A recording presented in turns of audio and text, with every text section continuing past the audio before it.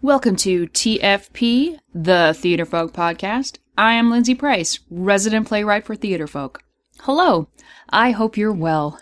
Thanks for listening.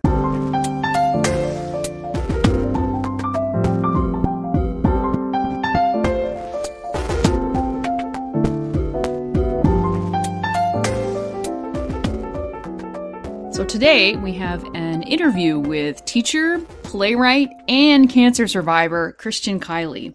We have a number of Christian's plays in our catalog, and all of which we'll include links for in the show notes. We have The Art of Rejection, Chaired, two one-act plays in one book, which are so awesomely absurd and also grounded in reality, if they can be. Virtual Family, Discovering Rogue, and his latest, Chemo Girl, which is a collection of plays which explore the teen perspective of dealing with cancer. It is such an excellent collection for the variety of plays and the theatricality of them. It's not just, play after play of, I have cancer. It's so much more. It's got humor and fantasy and humanity. I think that's a real great little package of emotions for such a difficult subject matter. So check them all out, theatrefolk.com, and especially check out Chemo Girl. So Christian teaches out in California, which I am very keenly aware of as I sit in the office of Theatrefolk Global Headquarters, and we are preparing for the first big winter storm of the year. And I like living in a place that has 4 seasons. I like them all. And I know that if I want to enjoy fall, which is my absolute favorite season, that means winter comes next. But there's something a little bit deflating in sitting here looking out the window and I see bare, dry pavement and green grass and knowing that it's all about to be history. I'm going to sit here and quietly sigh to myself, and you are going to move right on to the interview. Oh, but just before we do that, okay, so I have one thing I wanted to say about these podcasts and also about how you can use them in the classroom, particularly our playwright interview podcasts. Have your students listen to the interviews, and all of which, there are a good variety in our interview podcast because we have writers of varying histories, varying experiences, but all of them talking about doing something similar, what it's like to write a play, and then have students reflect afterwards. Does listening to a playwright talk make the act of writing more tangible for them? What were they surprised at what the playwright had to say about writing? What was the most memorable part of the interview? And how did the interview sort of inform their beliefs about what it was like to write a play? Did it dissuade any beliefs? So I will include a download self-reflection handout on the Theatrefolk blog post page for this podcast. Phew! Okay, now on to Christian Kiley.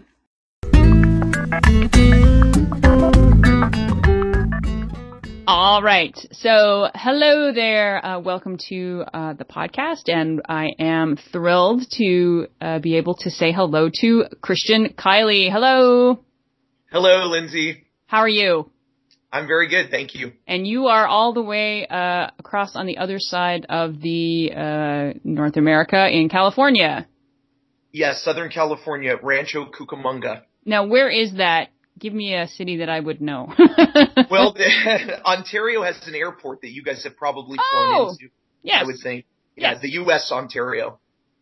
Fabulous. Well, we have a little in connection then. You're in the U.S. Ontario and we're in the Canadian Ontario. Yes, we're sister cities. Awesome. Okay, so now, Christian, you have a number of plays with us. We first got to know you with Art of Rejection and Chaired. And then we moved on to, was there one between Discovering Rogue? Virtual Family. Excellent. As well. Virtual Family. I love that. And Discovering Rogue. And lastly, the wonderful collection, Chemo Girl. So the first thing I kind of wanted to get to know for you to share with our listeners here is, what is your theater background? Because you are a teacher, right? That's correct. I teach high school theater. They call it drama, which I sort of resent a little bit, and I don't know how the other teachers feel. Oh, tell me why. Tell me why. Why do you resent the term drama? Well, theater arts is, to me, it's a discipline, and drama is something that has been conveyed in kind of a negative light with reality TV and things like that. And maybe it's just the colloquial misuse of drama, which has sort of stuck with the discipline. Right. Yeah. So you don't want to be associated with girls who talk loudly and pull each other's hair. Or even bald guys like me who try to pull each other's hair, because that's really a lot of drama. That is a lot of work. Okay, so tell us about your background. What's your theater background? Well, I never participated in high school, and I really admire all my students and all the students that I see who have the guts to do any of this. And when I was 19 years old, my first year in college, I followed a couple of cute young ladies into what turned out to be the theater to audition for a version of The Little Mermaid. I'd never auditioned for anything, and sort of on a dare, I got up there and tried out, and I ended up getting sort of Prince Eric's funny brother. I was like the comic relief prince, and then I just was in a series of plays after that. Surprisingly, I was in King Lear shortly after that. I ended up playing Oswald, Regan's kind of serving gentleman. And that was it. I just kind of fell in love. It was definitely love at first sight. And you talk so eloquently about this as well. You just kind of find your niche. Right. And sometimes it's circumstances and sometimes it's your own choices, but you end up finding your way. And I directed a play, The Insanity of Mary Gerard, and it turned out I was really, I think, pretty good at the conceptual ideas and working with actors, and actors kept asking me to direct. So I ended up, after my time at Gonzaga, where I got my BA in Spokane, I went to Cal State Fullerton, and I was the MFA director there for 3 years. And I got a chance just to direct like crazy. That must have been a wonderful experience. It really is. I mean, and you know this too, the collaboration of theater is amazing, and it keeps you coming back. It's like no other buffet. You imagine a buffet in Neverland with everything's boneless and colorful, and nothing could hurt you. And that's how theater's been for me. And then I was writing for a while, and I wrote kind of a funky little play called The Last Stand of Alvin K. Farley, and you could never find it anywhere. It was printed on a dot matrix computer, a printer. And I got really heavily criticized by some adjudicators that came, and they didn't like the blending of different styles and genres, and I basically quit writing for 7 or 8 years. And I bring this up to my students all the time as a point of advocacy against quitting, because I think you should always try to do what you love. It's so subjective, eh? Like, you know, one person's or two people's opinions, it doesn't mean they're right, you know? And it's a wonderful thing to teach students to stand up for what they believe in, and you're right, to not quit. Well, and you have so many great stories about this too, about when you were sort of flourishing on the professional scene. And then there was I got some lovely stories. I got some. Right. There are people out there who died, and I was happy that they died because they treated me so poorly. So figuratively died, or no, literally died. Okay, so that tells you that I'm not a good person, but you know. No, that's okay. I've been doing some of that cheerleading too in my life, so that's fine. Okay, so back to you. How do you talk to your students about not quitting? Well, we have a thriving student playwriting program at Etiwanda High School, and they have an opportunity to write issue-based theater, which you're really a pioneer in that area as far as I'm concerned. And that's just, you give them opportunities to write and to express themselves. And I know you have an upcoming publication coming out about writing as a discipline, and not just the inspiration, but the rules and guidelines and disciplinary precepts involved in that. And I just, you know, you give them that gym set. You make them realize that here's a home gym. All you have to do is use it. And I love that. I love that image of the home gym because it makes it's there for you to use, and you have to put together the home gym appropriately, and then you can play. Absolutely. No, absolutely. Okay, I'm stealing that. I'm telling you that right now. No. Okay, so, and then what led you to teach? I started teaching history of all things, and I'm going to be honest here. I needed a job, and I went in to interview at this small private school. When I ultimately had the job, from the third floor where my classroom was, I could see the Hollywood sign. So it sort of had this romance, and I could always say, ooh, the industry is I could throw a tennis ball and go hit the O or shoot it through the O like a bullseye. And I guess one of the O's there. More than one there, but so it was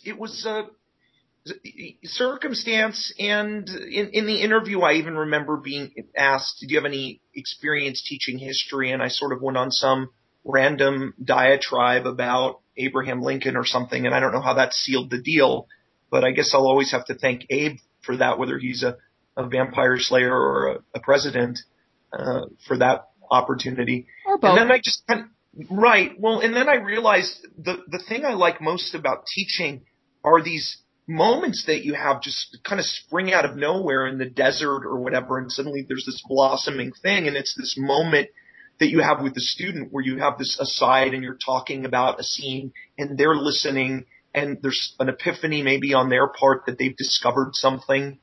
And I realized this teaching gig is a pretty cool thing, and it's something that's always changing, and it's dynamic. I think this is very true of theater, is that the only place now where theater can actually change a life is in school. And that when you have those conversations with a student and you actually see that the light go on in their eyes, or just as simple as the confidence that they gain from being on stage, it's something that I'm so happy to be, even to play a small part of in their lives. Well, and you play a big part, and I've seen your posts about things that happen in playwriting workshops and all of the positive energy that comes out of that. And Kevin Spacey brings it up in Shakespeare High, the documentary. He talks about the transcendent qualities of theater.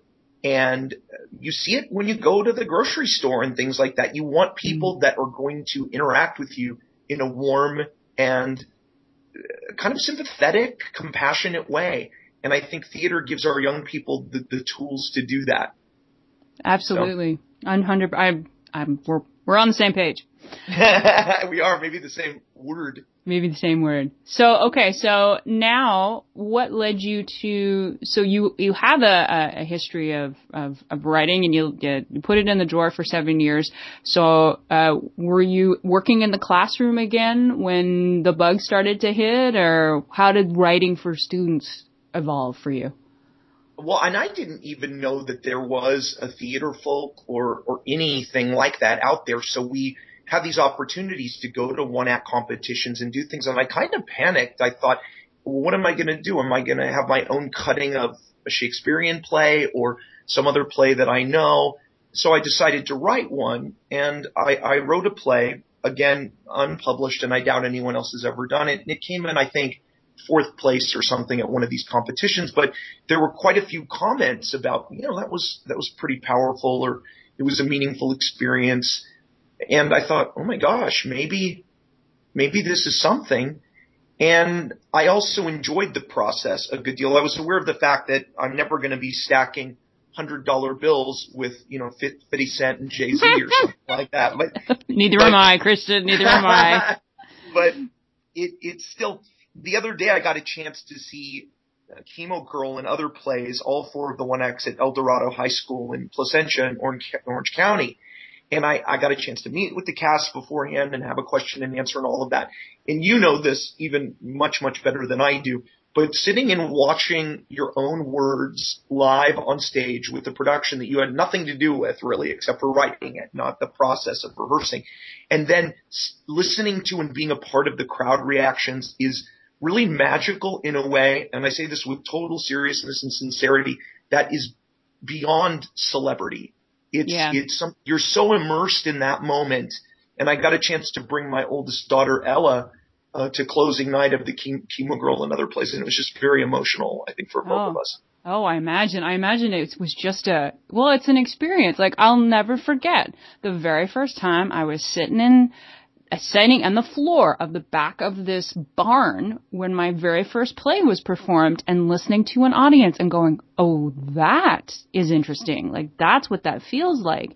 And do you ever have this experience where you're watching a production of your show and you're like, I don't know who wrote this. Who wrote this? This might be okay. Like, and like, it just, I don't know. Do you ever have an extreme form of suspension of disbelief. It's almost like you believe the Halloween costume so much you look in the mirror and you're actually frightened of your own image. Yeah. Oh yeah. I can, it never grows old for me. It never does. And it's the kind of thing too where when I go and see a show, I go see high school shows. That's all I do. And they come up to me afterwards and they're so genuine and they're so, like, they're so happy and they're always like, well, what did you think? What did you think? What did you think? And I'm like, I'll always tell you did a wonderful job because you chose my play. You brought it to life. You know, everyone around me had a good time. Why on earth would I tell you anything different? You know, I had a wonderful time. So you wrote your first play and the bug kind of got in you. And then, what prompted you to write? So the first play that we know is, actually you sent me Pound, didn't you? Did you send me? I sent you probably a couple. I think I sent Baggage, and you actually have a play that's somewhat similar in concept and scope to Baggage. So my play might sort of be a generic knockoff, maybe, of your play. I don't know. But yeah, so yeah, I did send you Pound, and then Art of Rejection was the first play that you guys picked up. So what inspired that for you? That's very real. Both of those plays are, which is a product of some of the bullying I went through in junior high. I kind of had thick glasses and not great teeth, and I was picked on a bit. And so the idea of R and representing rejection in a world of numbers was kind of what I went through growing up a little bit. And I know young people today have it much more difficult because they can't hide in their rooms. I at least would be able to come home, cry, have a huge gooey cookie and an enormous glass of milk, and go up to my room and sort of I could hide there. But the cyber world, I mean, the fact that you and I are doing this right now, which is amazing. Isn't it?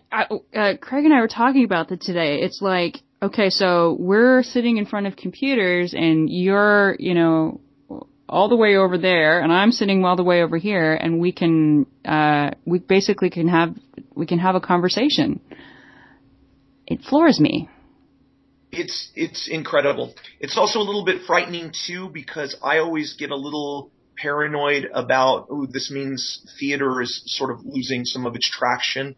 But they've been saying that for years. No, you're right, and I've heard you say that before. It's just a phobia. I don't think it's necessarily legitimate.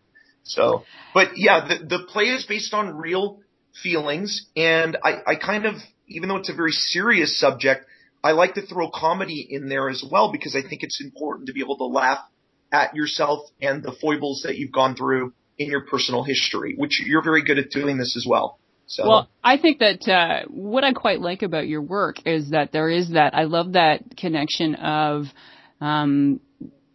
realism absurdism, I guess I would call it, where, you know, your style is a little bit not traditional, and there's always something, but there's always something, it's grounded absurdism. There you go. That's the thing that I think it is. And I'll take that.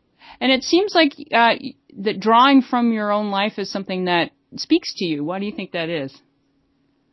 Yeah, I don't know. It's almost as if you have a language that you can speak and you didn't practice it, but you just kind of wake up one morning in this creepy kind of phenomenon way, and you can do this. And I feel like to a certain extent that's true, but I've definitely learned from more experienced writers like yourself that there are disciplinary parts of it that need to be practiced. And there are books I've read that sort of support that same idea. You have to stretch the muscles and use them, and they're not just vanity play.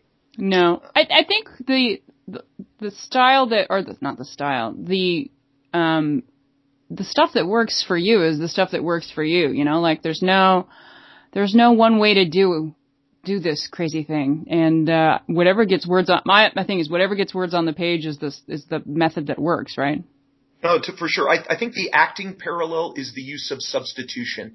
I never want to ask an actor what their substitution is necessarily. It comes out in the performance. It's fuel for the performance, and it's private.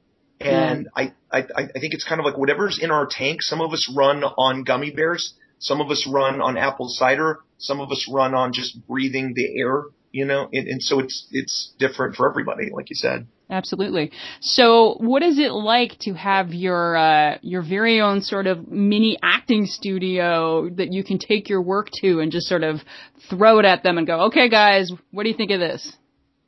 It's pretty awesome, and I'm grateful for my school leadership and all the people that let me do it, because I know there's a lot of micromanaging that could go on out there, and the fact that there's that amount of trust with the young people that I work with and their parents and leadership at school, and, you know, particularly you guys as well, with the amount of trust that you've had in my work, that all helps. But it's neat because you can try things. And I brought things in. The other day I brought something in and we read it and it just kind of hit the fan wrong. And, oops, you know, but you go back and you try again. But it must, you must have a good sense of, knowing not to be precious about it, that didn't work. Okay. I got to go back in. Like, you're not blaming the students. No. I think in failure, they can learn as much as they do in success. That's actually what rehearsal is, right? It's a systematic, planned set of failures, that sometimes are unplanned in the actual, explosiveness of them or birth of the failures.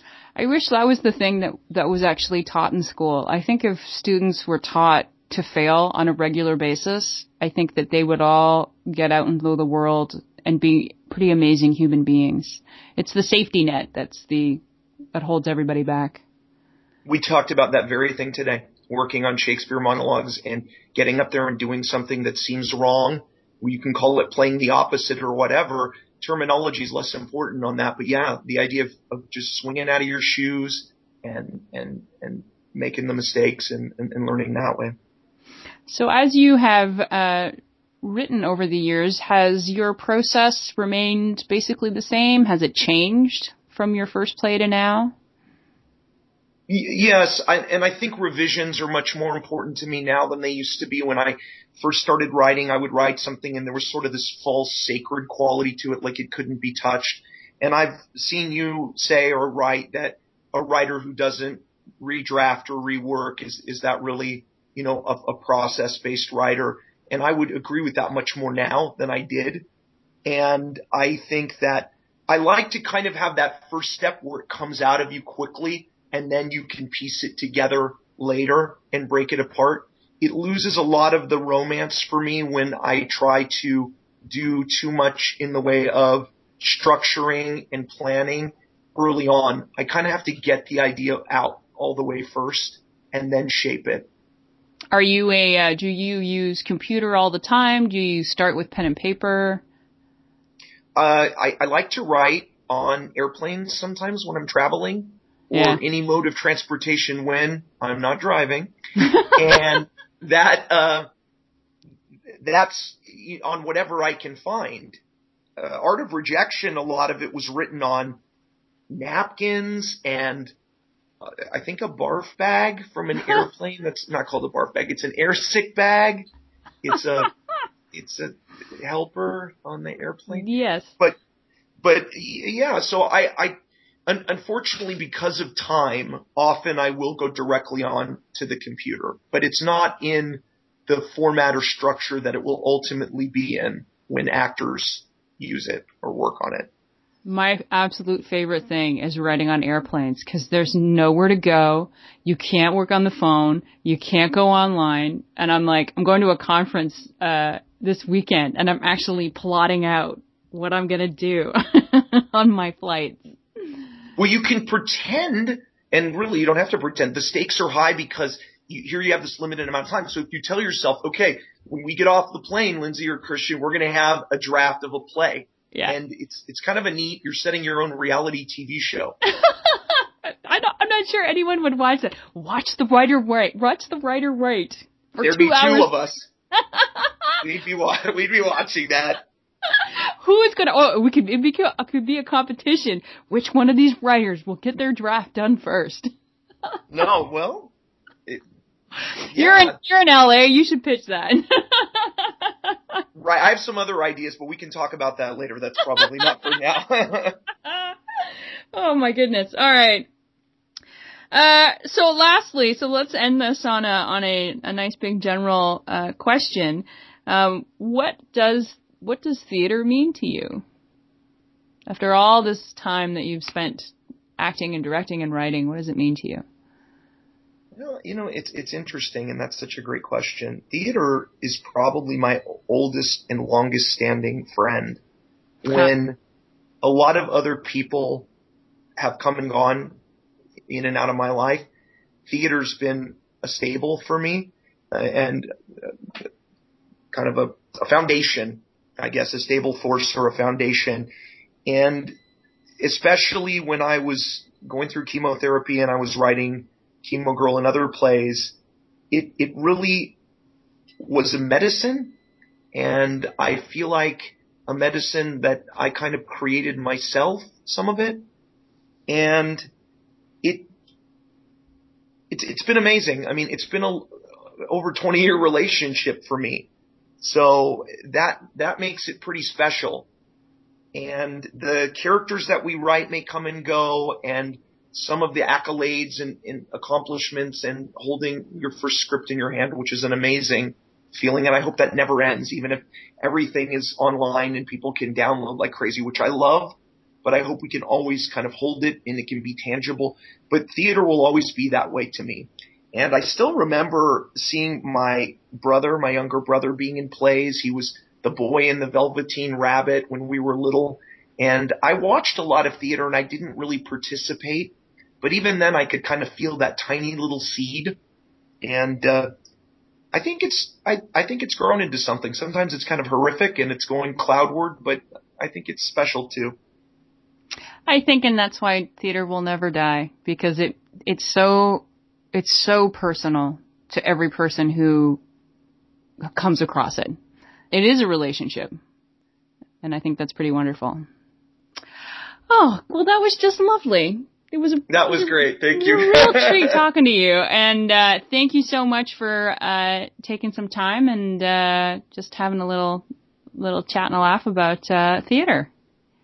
Thank you. And I'm sorry about earlier. I'm going to get better with technology. I will soon be able to operate a microwave. Thank you, Christian.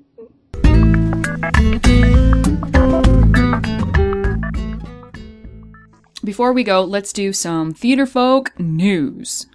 I hope you did not click away after hearing that Theatrefolk news, because you know that the interview is over, because you are not going to want to miss out on this week's in-depth blog post, which you can find on our website, www.theatrefolk.com/blog, and also on our Facebook. This is a mega monster because we are offering a free PDF download of 41 pages of tongue twisters.